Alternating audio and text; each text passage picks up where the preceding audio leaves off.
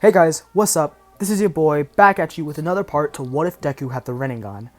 This will actually be the finale to this series, so if you guys have liked this series, make sure to like, subscribe, and hit the notification bell. But besides that, I don't have anything else to say, so let's get straight into it. So last time, we left off with the death of Ida Tenya. So that would take a huge toll on Class 1A, because everybody would be like, whoa, holy shit, like a member just fucking died. So there would obviously be a funeral, everybody in Class 1A would attend. Uraraka would be crying her eyes out, because, you know, her, Deku, and Izuku, and Ida were all like a trio of some sort. People like Kirishima would get emotional, basically everybody in the class would get emotional, except for Bakugo, Shoto, and Izuku. And Shinzo, because, you know, he's a dead body that's walking, so, you know, he's really not going to have any reaction. But everybody else is going to be crying. Obviously, like, the pro heroes and stuff are going to be, like, cursing themselves. And obviously, Ida's parents are going to be like, fuck, god damn it. One of their sons was paralyzed, and now the other one was dead. So, yeah, they aren't having such a fun time. This would actually lead into the training camp. Now, everybody wouldn't be as motivated at first, but then they realized that if they didn't train, they could end up like Tenya, or one of their friends could end up like Tenya. No, they had to train. They had to get stronger. So Ida's death sort of like cut their motivation at first until they started realizing that, holy fuck, if this happens to us because we're not being motivated and not training to get better, this would actually be such a good motivation that the entirety of Class 1A would actually be training up until the training camp. So they spend all their break training, and now they're training at the training camp. So obviously, it would all go down practically the same, except for the fact that Shinzo would just summon a bird and he and Izuku would fly off to the training camp, while everybody else actually had to do the forest. But Izuku would actually see some of the beasts and tell Shinzo to give them support. Shinzo obviously would oblige, and he would summon probably a couple of summons, sort of like the dog summon and the rhino summon and the bull summon. Yeah, he summoned those 3 summons to basically just make their job so much easier. Now, obviously, this would lead into Izuku's interaction with Koda, and Koda would still punch Izuku in the balls, or go to try to, but Izuku would actually, well, I don't think Izuku would really, be, bending down or anything, but he would still try to talk to Koda, because he's like, oh, hey, who the hell are you? And he would go for a nut punch, but Izuku would actually catch Koda's fists and yank him up in the air, about to slam him back into the ground, but then just holding Koda there, realizing what he was about to do, and then he put Koda down. Koda's like shaking in his boots, about to cry, and Izuku's like, sorry, just a reaction. Try not to punch people in the nuts. It's not very nice, okay? Koda would nod his head before running off. And obviously, the rest of the training camp would go per normal. Obviously, Izuku would be working his Rinnegan powers and not All for One for All's powers. And Shinzo would be training, but they would actually be training in secret, since he would summon all 6 paths of pain, and all 6 paths of pain would become significantly stronger. The weakest of the group, obviously, being the human path, which is Inko, and the strongest being Izuku, who has both the Diva and the outer path.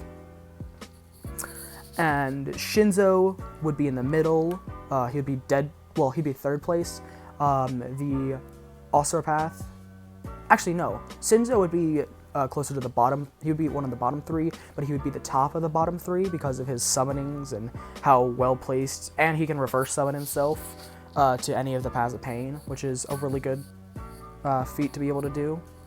So even in a one-on-one, he could just teleport behind one of the pains and just smack him over the head, which is really good for him facing off against these people, since they're all connected by the same Rinnegan, he has a summoning contract. Normally he'd have to share his own blood with someone else, but obviously they're connected by the same Rinnegan, so he can automatically teleport to them using the reverse summoning. But below him would obviously be Inko at the very bottom of the bottom three, and then in the middle would be, actually would be, it would be the Predapaths, or Victor, who can do the lightning quirk, and although he, like, the lightning coating quirk, or basically the lightning armor quirk, he's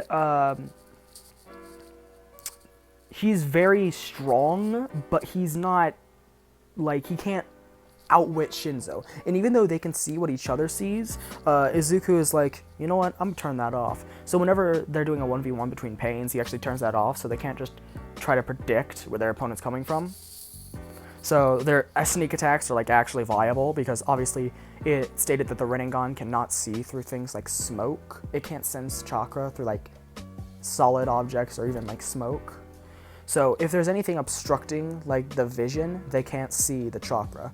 But, like, if it's just, they're just looking at the person, they can obviously, like, see them and see all their chakra points, just like a, well, not just like a Byakugan, but, like, they can do it better than the Sharingan. They can sense the chakra better than the Sharingan.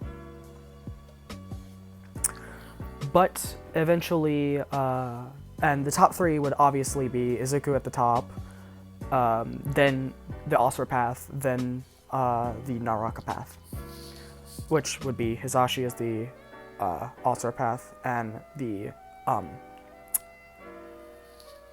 Naraka Path would be the guy with the carbon quirk, and he would be the number 3, not because of the Path of Pain that he is, but because of his freaking quirk and how powerful we know Deepa was, because that's basically his quirk. It's just Deepa's powers.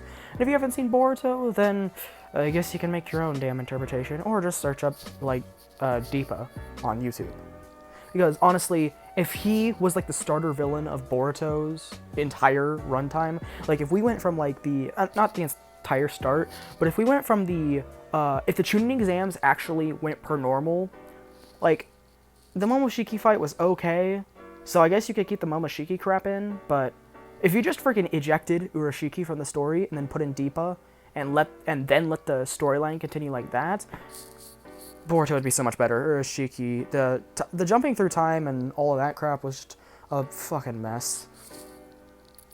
But eventually this would lead into the Faithful Knight of the League of Villains attacking the camp. So Shigaraki is dead, but the League of Villains actually still is formed by Kurogiri. And even though Stain is also dead, people like Dabi and people like Toga were inspired by him. So the League of Villains is formed per normal. All of the members are the same. They have all of these villains, but just no Shigaraki. But Shigaraki wasn't there during the Bakugo kidnapping arc in the first place. And as soon as the League of Villains arrive, Izuku notices that Kota is gone, and you might say, why would he notice? Izuku is still kind-hearted. He's not like... His heart's not frozen over. Obviously, Mei has warmed up his heart because he's in love with her. And him having friends, even though Ida is dead, he's not the emo he was. He's actually much better now. And so eventually, this would lead into him fighting Muscular, but he would actually... Shinzo would follow him, and Shinzo would summon the Paths of Pain to go help anybody that was in trouble. So the other 4 Paths of Pain would go off and try and help anybody that was with all the fights that were going on. So I'll detail a single fight for each of the groups. So the Asura Path and the Human Path go together. Hisashi and Inko, ironic, haha. And the Naraka and Preda Paths will go together back to the main building, because Izuku knows that there's a big group of people from his class, as well as his homeroom teacher and Class 1B's homeroom teacher there. And so he sends those two there, and he eventually, Hisashi and Inko would find the Moonfish fight going on. And before Tokuyami activates his quirk, Inko tells him to stop.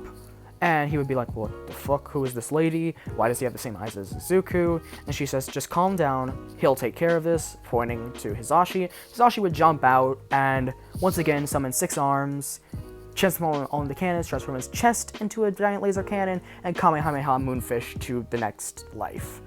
He probably sent him all the way down fucking Snake Way with that one, to be honest. He did the same thing to the Nomu, I'm pretty fucking sure.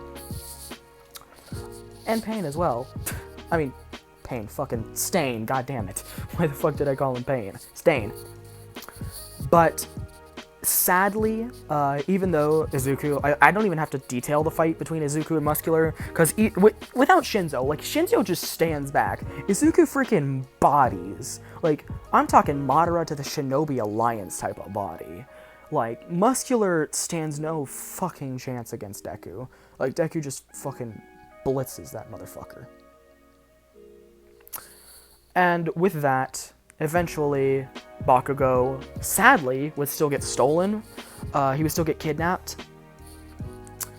And everybody in UA is like, fuck, are we gonna lose another one? Oh, god damn it. And Izuku is fucking enraged. Like, he and Bakugo have had a much better relationship, since Bakugo, as I said, is, like, kind to him and really nice. And Bakugo is actually, like, he's still, like, Bakugo, but he's not as enraged. He's more like current Bakugo rather than beginning of MHA Bakugo, who is really loud, really obnoxious, sort of like how I kind of viewed the difference between Part 1 Sakura and Shippuden Sakura. At least Shippuden Sakura was quiet. Like, she was quieter and she was more of a decent human being. Part 1 Sakura, just regular Naruto Sakura, Kid Sakura, I guess you could say it, is just useless, wild Banshee incarnate. I fucking hate Part 1 Sakura. She did literally nothing. Shippuden Sakura actually did something. Like, she kept Naruto on the verge of death. On the verge of life. Because he was on the verge of death. But he didn't actually die because of Sakura. And you could say, oh, that's the only time she was useful. I mean, she killed Sasori. I'm not trying to defend Sakura. I still hate her. Her character, garbage. Wish they had done a lot more with her. But they didn't, sadly, which is... It's just a waste whenever you have a character that you do nothing with. Like Neji and Rock Lee. Those two characters were fucking beasts in Part 1. Yet they just get fucking unnoticed. And Neji even gets killed off for no good reason. Like... Why'd you kill off Neji? What did Neji ever do? Seriously. But yeah, Bakugo would still get taken, and that would play out per normal, and Izuku would obviously go along with Kirishima, Todoroki, and Momo-san. Since Ida's not there, Ida doesn't go with them. I can't remember if Uraraka was with them or not. No, she wasn't, because she was with Sue, I think. If I'm wrong, then you can tell me in the comments, but just because I can't remember, Uraraka's not going to be there. So that would lead us into the Bakugo Retrieval arc. The Bakugo Retrieval arc would go actually as per normal. It would go the exact same, with Todoroki giving a boost. Obviously, Shinso would go with them, because Shinso goes everywhere Midoriya goes, and Mei would actually go with them. Because Mei is obviously, she's like, I want to support Izuku in this, and it'll give me a good chance to probably test out some of my inventions. And obviously they're facing off against the League of Villains again, and she wants to get revenge for Ida. And she also she wants to wipe villains off the face of the earth after what happened to Shinzo and her parents and everything like that. So any chance to, like, just murder a villain, she takes. Yeah, Mei a little freak in this one, to be honest. But, as I said, it'll play out per normal. Obviously, instead of Izuku throwing Kirishima or jumping with Kirishima, he would go up with Kirishima, then use Almighty Push, and Kirishima would just fly through the air, and then Bakugo would blow off, and go up and grab Kirishima's hand. Kirishima would crash, holding Bakugo, and Kirishima and Bakugo would get up, run to the group, and they would all run away from the scene. But before, so AFO would actually, All Might would come in, and right as the fight is about to start, the League of Villains comes out, and they're standing beside AFO, and everybody watches in utter horror as some random guy comes out of fucking nowhere and just crushes Twice's head in. Then jumps to the side in a flash, cutting off every member of the League of Villains except for Dabi's head. Dabi would try and jump back, and Kurogiri would try and teleport away, but Kurogiri would feel something on his neck. It's the hand of that guy. It would then crush the little metal thing, which actually kills Kurogiri. Then he would slice off Dabi's arms with 2 katanas, then slice his head off. The entire League of Villains killed just like that. Then, that same guy would look at AFO, and AFO would stumble back in horror as he saw the eye. It's red, it has a red and black and has a pattern in it. 3 lines going out to the edges of the iris, and a circle in the middle with 3 big dots in between the parts of the lines. This is the Sharingan, but to be more exact, the Eternal Mankai Gekkyo Sharingan. Now, I know you might say, what the fuck? Where the fuck did Madara come from? Yeah, obviously, if you couldn't tell, that was Madara's Eternal Mankai Gekkyo Sharingan, because that's obviously not what Sasuke's looks like. But Madara, I thought he'd be a much more interesting fight, and obviously, we know that Rinnegan ain't shit to Madara. Madara just gonna fuck everybody up. Which is kind of true, because this Madara is a live Madara, and although he's not as powerful because he can't unlock the Rinnegan, but he still has perfect Susanoo, which is broken. There's no Ninetales, so he obviously doesn't have the summoning contract with the Ninetales, but he still has perfect Susanoo, which is fucking broken. And we don't know any of Madara's Mankai Gekkyo abilities. We do know that he has a Genjutsu powerful enough to kill someone with 1 glare, and that's exactly what he does. He glares at AFO, and then AFO's heart stops, and he drops dead. So much for the mighty AFO. Then, All Might would look in horror as Madara turned to him. Madara would say, "I'm going to deactivate my Mankai Gekkyo for this," as he would transform them back into his 3 Tomoe state and rush at All Might. He would fight All Might in a taijutsu bout, which eventually he would get some decent hits in, but All Might would just whack him to the side, and Madara would then activate his Mankai Gekkyo and the Skeletal Susanoo before he impacts the wall, or like one of the crumbled buildings, and would save himself from just freaking breaking the spine.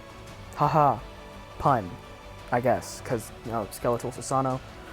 Eventually it'd be the full Skeletal Susanoo with the 2 arms and the skull, and he would try to body All Might. Then All Might would jump to the side, Detroit Smash, and just obviously Detroit Smash is stronger than just a Tsunade Punch.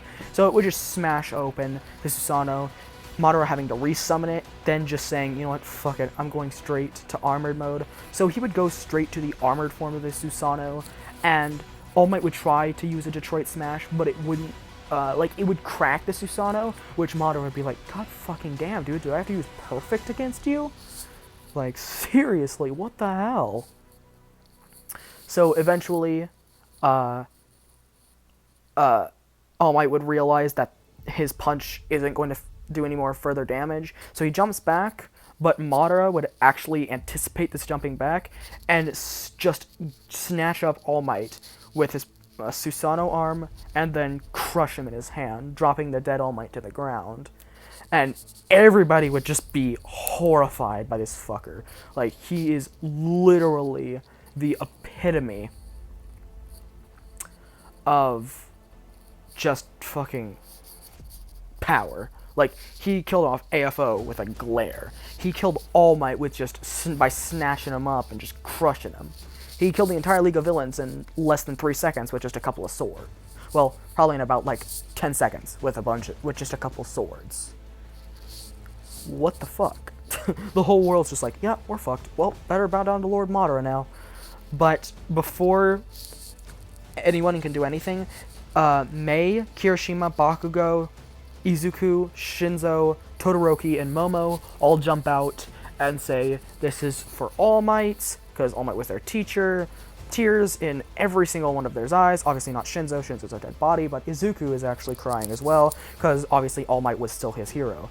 even he's been in, All Might was always his hero, and All Might will always be his hero.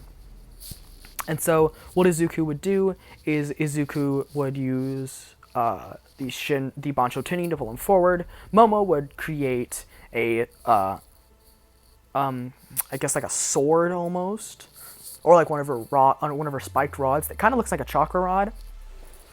And she would try and slam it into Madara, because obviously the Bancho Tuning would pull Madara out of the Susanoo, but Madara would just pull out his katana, block this, stab Momo through the chest, then decapitate her, and Izuku would say, no, not like this.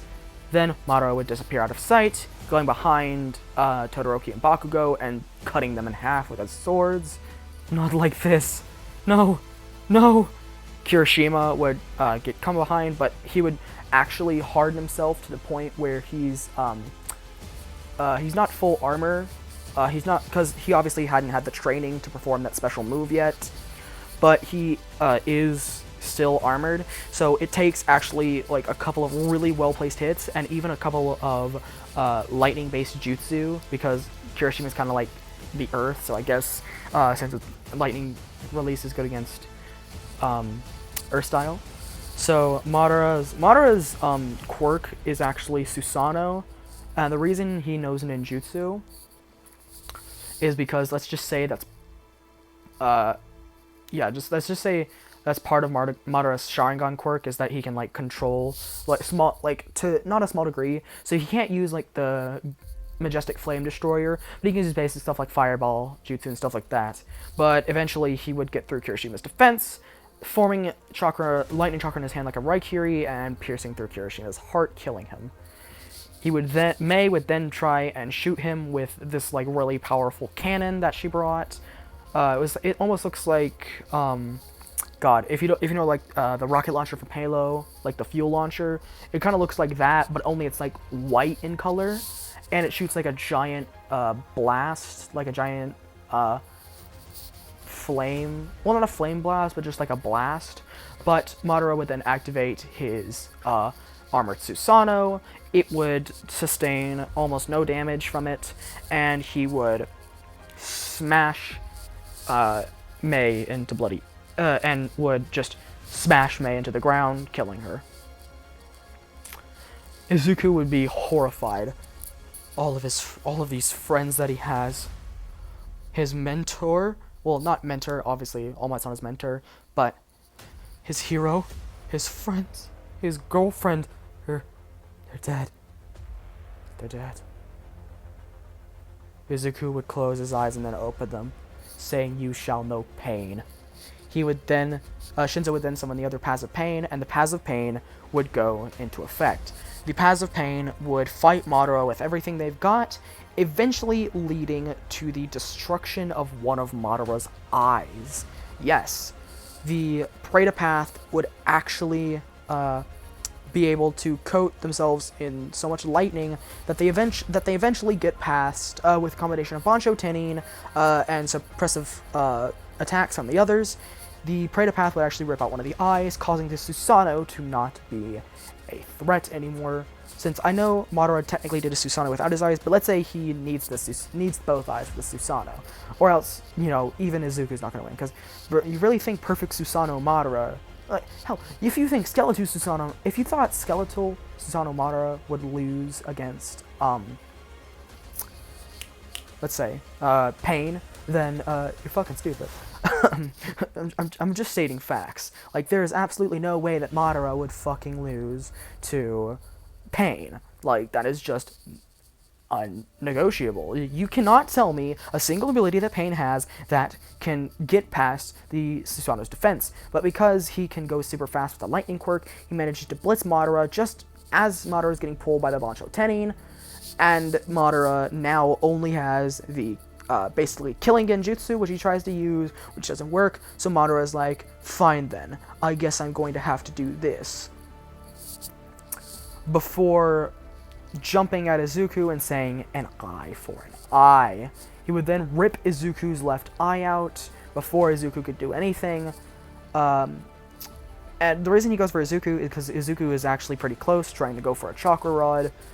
So he would have ripped out like one of the paths of pain, which wouldn't have worked. He would have ripped it out, and then it would have just like faded into dust, and then a new one would have popped into one of the corpse's eyes, which I think is probably what happens, but I wouldn't know.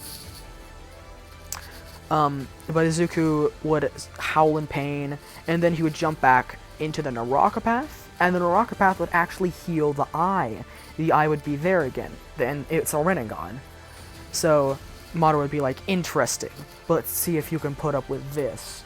He had seen all of the abilities that Izuku had shown, so he knows all of the Diva Path except for the Chippaku Tensei and Tengai Shensei. So he knows the Shinra Tensei and Bacho Tenin, all of the Asura Path moves, all of the Preta Path moves, so like the Absorbing Chakra from the Pater Path, the Naraka Path's new moves, or that he'd just seen, like the King of Hell healing factor. He doesn't know about the soul ripping from the human path, and he knows about the summoning from the animal paths. Using this knowledge, he actually puts up a really good fight, eventually ending up with the destruction of the Preta Path of Pain when it gets blitzed by Madara using a Raikiri-like jutsu to pierce straight through its head and just blowing its head off. And the Naraka Path tries to come in, and it nearly hits Madara, but just misses. And before it can harden itself, Madara does another jutsu, which is like sort of like the Storm Release. So he combines the two chakras, and you know, like what he did in like 6 Path Sage mode, that cut through the True Seeking Orb. He basically does that Storm Release laser thing, laser pointer motherfucker, and he cuts the Naraka Path's head off because he knows of the killing abilities of it. So he kills both the Naraka and Preta Paths, and the Asura Path would try its best, but Madara just, there's nothing it can do against Madara, and Madara blitzes it. Madara also has chakra absorption, which would basically mean any of like the lasers that it does. So basically this means element absorption, and since plasma falls, like a plasma cannon or a gun would fall under fire or lightning release, he can absorb that. But missiles and stuff like that, like Madara just dodges, and eventually Madara would end up destroying the Asura Path. Now I think he would have no difficulty killing Inko's body or just killing the human path. Like, obviously, Inko would try her best, but she really can't do anything. And then the Animal Path, I do believe he would have some difficulty with. The Animal Path summons, since Madara doesn't know exactly how to do them, since he doesn't know the correct activation for them. Like, obviously, he tries the hand symbol and smacks his hand on the ground trying to use the Animal Path, but it doesn't work. He has no training with the Animal Path or anything like that, so he doesn't know exactly what to do for the summoning, since there's actually a formula that has to run through your brain as you're doing it. I don't know if that's true for the real canon, but let's say that it is, so Madara can't summon these summons. But he just pulls out his katana and kind of does what Levi did to the Titan, to the Monkey Titan, or whatever it's called, the Beast Titan, where he like whipped around and it like cut the Beast Titan's arm into multiple pieces. He basically does that with all the summons, just swirling all around them in like a spiral motion. Then they all just fall to pieces and unsummon. And then Madara would teleport behind, like he was about to hit Shinzo, but Izuku would actually say, "That's enough," and use the Bancho Tenin to slam Madara into the ground, and then actually get a cheeky chakra rod into Madara's throat. But Madara would just poof into thin air, and Izuku would just be like, "The fuck?" Before Madara would appear behind Shinzo's body, piercing him with the two katanas and ripping him in half. Izuku would be like, "No. God damn it." Looking out at everybody that he's ever loved basically dead. His parents' bodies destroyed again. Shinzo's body destroyed. Mei and all of his friends dead. His hero dead. And he would just say, "Fuck you." Before he would close his eyes and open them, they would glow a bright purple before 3 Tomoe-like figures would appear in the innermost ring. Then Madara's movements would slow. Everything would slow. The falling of debris, the dust particles in the air. Izuku, not even caring having what Gohan had with Cell when he killed 16, just tunnel vision. Everything else is red, but Madara. That name felt like poison on Izuku's tongue. Every time he even thought about Madara, he felt like he had to spit. But as he spat, as it would come close to the ground, it would freeze before it hit the ground. Izuku realized that, wait a minute, did he just stop time? Yes, this is Izuku's personal Rinnegan ability, the ability to stop time. Madara's was Limbo, which obviously Nagato never found out about from getting Madara's Rinnegan. Neither did Obito. Only Madara knew about this personal ability, since when you get your Rinnegan, you learn all about the abilities, but Nagato discovered the abilities over time. Obito discovered the abilities from seeing Nagato use the abilities. And Sasuke is the only other person we see with an actual personal Rinnegan ability, because the Stage of 6 past never displayed one, but he probably did have one. And there's other personal Rinnegan abilities, such as being able to, basically replicate jutsu. Kind of like how that's Momoshiki's Rinnegan ability, and we've seen no other Rinnegans. And also, Rinne Sharingans also have a special ability. We don't know what Madara's was, but we know what Kaguya's was, which was the dimension hopping thing. We don't know if this is just an ability that everyone has, or because it seemed only specific to Kaguya, but enough with my ranting. Izuku's is the ability to stop time. His special Rinnegan ability. He would walk towards Madara and say, "This is the end for you, you goddamn bastard." Izuku would then use the Chibaku Tensei and put it right up to Madara's chest. And as time resumed, he would throw Madara and the the Chibaku Tensei orb up into the air, using the Shinra Tensei to push him up into the air, before him using a lot of his power to basically just completely seal Madara inside of this Chibaku Tensei, before actually flying up and being completely exhausted. He would start breathing heavily and heavily and heavily. He was still that same skinny boy he was back during when Tenya was killed. Or, sorry if I'm calling him Tenya, Ida, back when Ida was killed. He would then stick his hand up and say, "Chaotic Shinra Tensei," before blasting that motherfucker all the way into the next fucking galaxy in this goddamn universe. No, but he would blast him so far away from Earth that he would be that the Chibaku Tensei would be perpetually flying through space as a small meteorite, kind of like how Ultimate Cars was defeated in a sense. Izuku could have killed him during the time stop, but he just decided, "Madara, you can suffer." So yeah, he just encased him in a meteor and shot him to space. That's fun. But even though Izuku is completely exhausted, he still has one thing to do. He realized this ability, basically when he got the 3 Tomoe Rinnegan, he realized all of the abilities of the Rinnegan at once. It all flooded into his head, and he realized that he had the ability to rebirth people, otherwise known as the Rinne Rebirth, and, well, technically revive people, not rebirth them. They don't get reborn, they don't get reincarnated, they just get revived.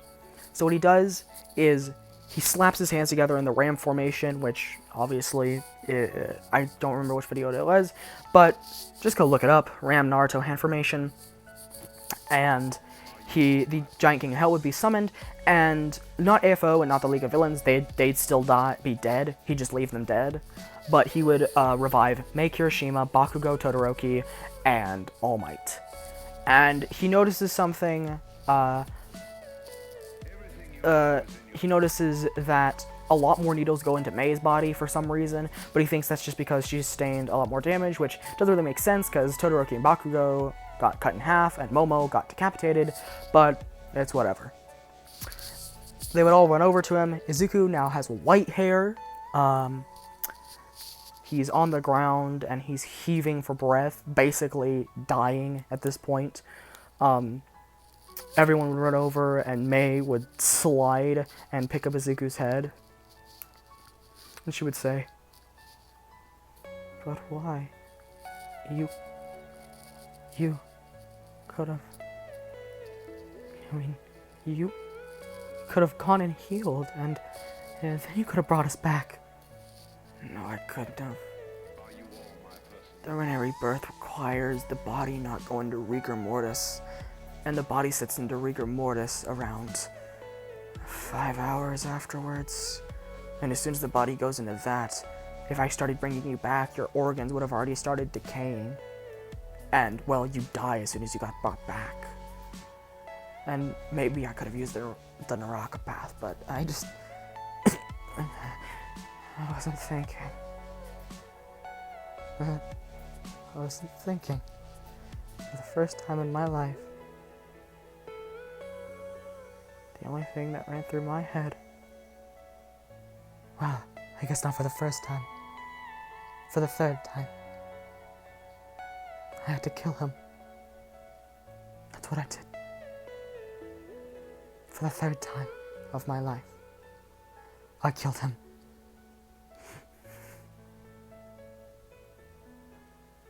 All Might, Kirishima, Bakugo, Todoroki, and Momo would all, well, they'd all be crying, but All Might would just be cursing himself internally before wiping away like the small amount of tears he had before going to face the press.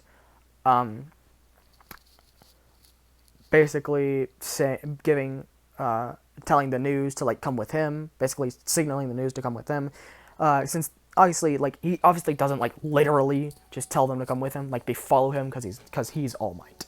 Obviously they want to get the scoop with the other kid later, but the medics can see the state of the boy in, and they just need to give him time with his fellow classmates.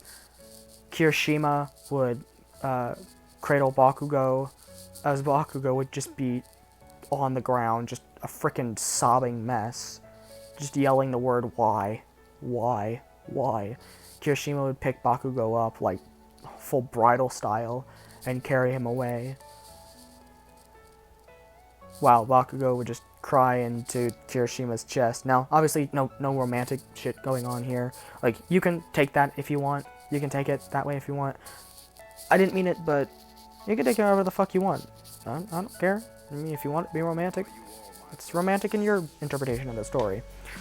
But it's just, you know, like, I know that if my best friend was crying, and if I would totally let him just cry into me. And I know that my best friend would allow me to do the same with him. It's not gay. We have no feelings towards each other. It's just bro. It's the bro code, you know? You gotta help your homies. Bros before hoes, you know? Momo and Todoroki would walk away, tears in their eyes. They're crying. They're trying to keep their composure, but they can't. And they would go do whatever. They would walk off, and Mei would be crying, and Izuku would just say, "Well, I guess this is it, huh? I guess it is. I wish I'd have done more. Maybe even actually become a hero. You'll lead the Wasareta for me, won't you?" "Of course, Izuku. But before you go," she would say, sniffling and wiping the tears away from her eyes, I want to tell you something. If it's I love you, then I love you too. Well, obviously that, but also this." She would take his hand, and she would lift it up to her chest and putting it on her heart. "That, right there, my heart, once it beat for Shinzo, and then it beat for you.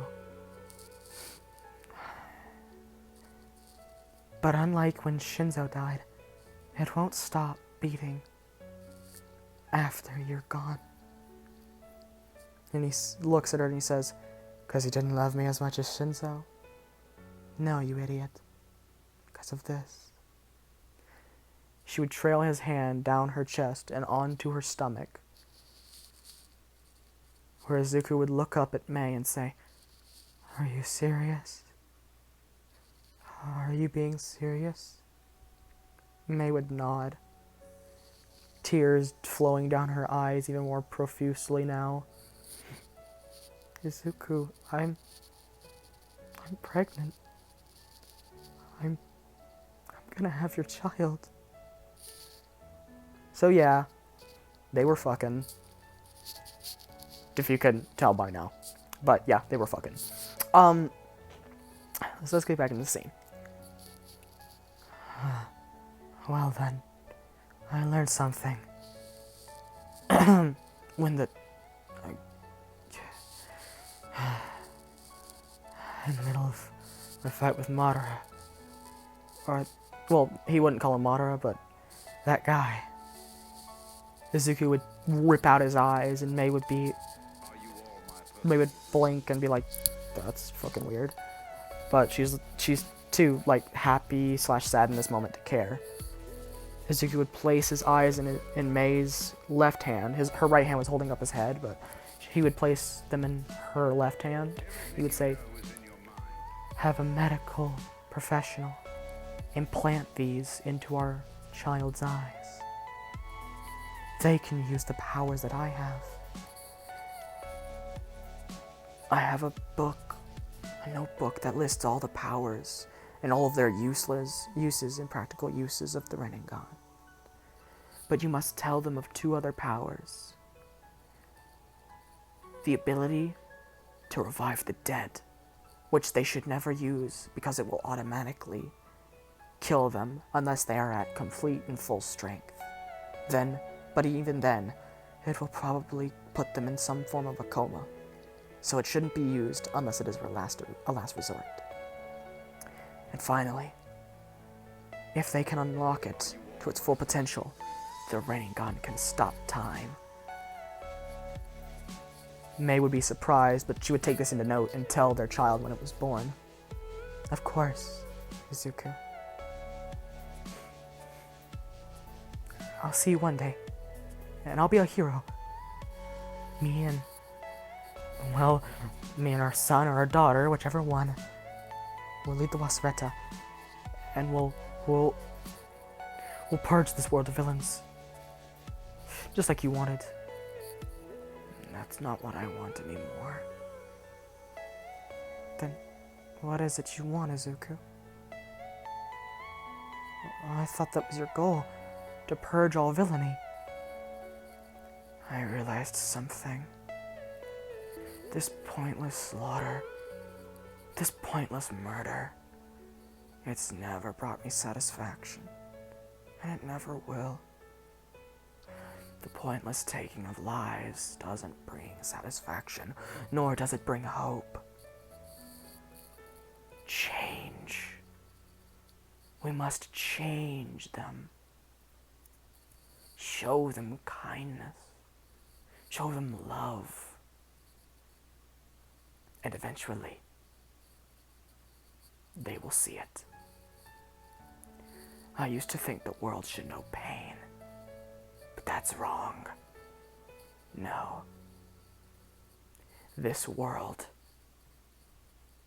shall know peace." I hope you guys enjoyed part 3 and the finale to What If Deku Had the Rinnegan. Sorry that this was only 3 parts, but there actually wasn't a lot to cover. As you can see, we only needed to get to the AFO arc. If you're wondering what happens with, oh no, poor Eri, when All Might was revived, his injury that he got from earlier was actually healed, so he can be All Might for so much longer, meaning that he actually doesn't have to find a successor anytime soon, and he is able to intervene in the Overhaul fight and just freaking body Overhaul. Like, Overhaul gets slapped by All Might. Besides that, the Nomu project would be basically destroyed at that point, since AFO's gone and Dr. Ejiko isn't getting constant access to quirks. He would be eventually found out. There's no Shigaraki for him to be upgrading, so Dr. Ejiko would probably be arrested after all the Nomus are destroyed. And since All Might is there, obviously All Might just freaking bodies all the high-end Nomus. So yeah, besides that, there is nothing left in this story. The world eventually, Mei would do everything in her power to change. There's son, Izuku, named after, obviously, his father, Izuku, but just, you know, changing the part of the name. Mei would actually change her name to Mei Midoriya, and her son would have the last name Midoriya. And she would lead the Wasareta into the top-ranking hero spot, All Might actually joining that organization, and All Might would make the basically, All Might would, and Izuku would carry the Wasareta. Although there are other strong members, there's no one that's going to have the power of freaking the Rinnegan or All Might. And All Might would eventually retire, saying that Izuku was a good person, telling Izuku all about his father, and so would Mei. And eventually, All Might would say, I guess it's time for me to retire, and, you know, I guess end up giving Izuku all for one. I mean, one for all. Or actually, no. You know what? I'm gonna do you one better. He gives it to Mirio. He gives it to Mirio like he was originally planning. And Mirio, Night Eye would still die in the timeline, so it would be all sad and all. But Mirio would then join the Wasareta, the Wasareta's organization, and Night Eye would just fuse, since Bubblegirl would then see, well, All Might's joining it, and it's what Night Eye would have wanted. So the Night Eye's company joins with the Wasareta, and they become, as I said, the biggest hero organization in the world, having the former #1 hero and now the new #1 hero, Lemillion, because he has one for all and his permeation quirk. Eri, eventually, obviously it would get erased, but eventually over time she would master her quirk, reverse it, yada yada yada. And that might not even happen. Like, Mirio might have not even fought overhaul, because All Might probably would just came and killed him, but I am still going to say Night Eye died. Rest in peace. But with that out of the way, a couple announcements. Make sure you go and check out my boy Lucid Okage, Kuragem, Izukage, and Red Demon of the Leaf, or his name is now Red Demon, but you still have to search up Red Demon of the Leaf to find him, because apparently Red Demon is used in a lot of like race car YouTube videos for some odd reason. But obviously links will be in the description below. Link to this playlist will be in the description below, along with 2 of my other popular playlists. Also remember to like, subscribe, comment, hit the notification bell to make sure you never miss a video. And comment, as I said, comment on whatever you'd like. What you liked about this series, what you didn't like about this series. You want more of a certain type of what if, you want this kind of what if. I already know what my next project is going to be, and to get you guys hyped, I'm going to tell you what the name of it is. It's What If Sasuke Died. I know, pretty decently commonplace, but not too commonplace, and you'll see where I go with that idea, because I think I have a really good idea of what I'm going to do with that. But with that said, and with that out of the way, I will see you guys in the next one.